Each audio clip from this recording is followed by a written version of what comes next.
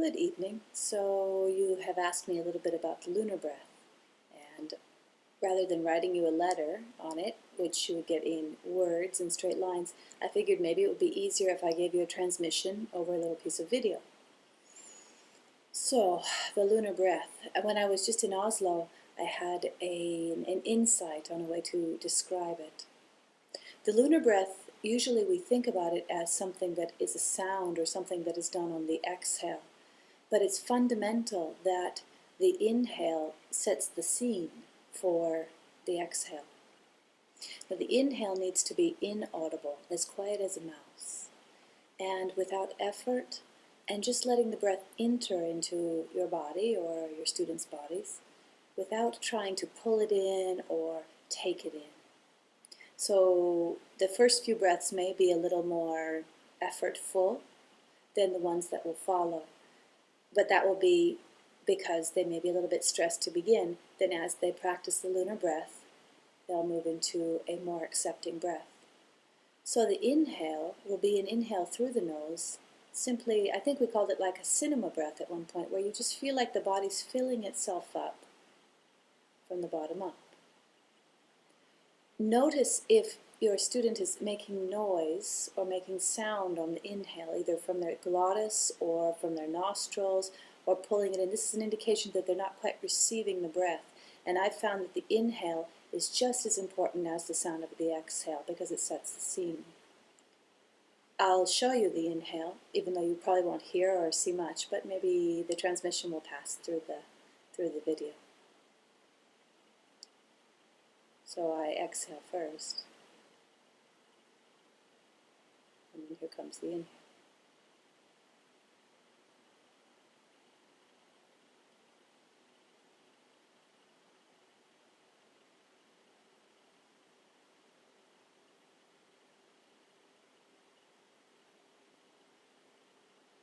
So, silent as a mouse.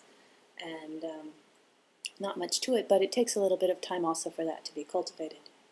So then when it comes to the exhale, and I'm not quite sure if you'll be able to hear the exhale over this video recording, but I'll do my best. My latest description of it is that it is a benevolent breeze that flows harmoniously across the surface of a habitable moon. So it has that essence of being cool and of being easeful, and also the modulation is really vital for it.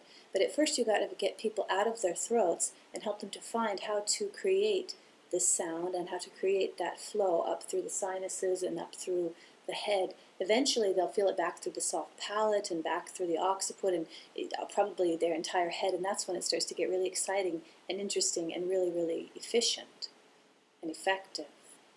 But at the beginning, a lot of people have a hard time to find it, right? So what I've been experimenting is first teaching people the breath of ha, the tantric breath of ha, that whispery breath out the mouth. And I'll show you that now, if you just don't remember, or if you need to just have a review. So there's, again, the inaudible inhale.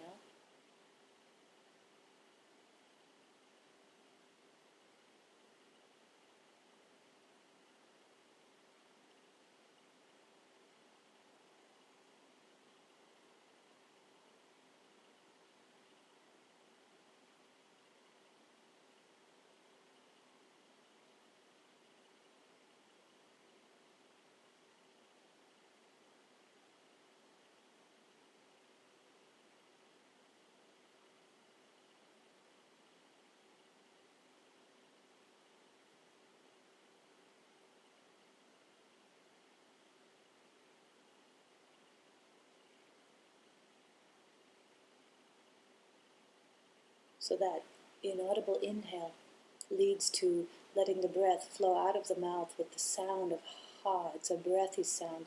You don't engage the vocal cords at that point. You just let the breath sound come out. And let the head drop back into that cosmic cushion there at the back of the occiput, letting the tongue remain at the floor of the mouth and the jaw remaining close to Mother Earth.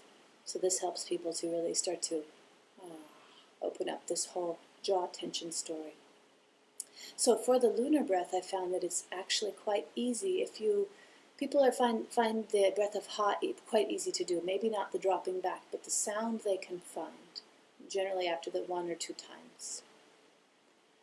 So if you get them to find the sound of breathing through the mouth with the breath of ha, then when you ask them halfway through the breath of ha, you will ask them to just close their mouth and divert that airflow through the nose. And generally they'll find right away the sensation of the lunar breath, because that shifts that airflow right up. It doesn't shift it down. They don't have to contract the glottis at all. So that transition would look a little something like this.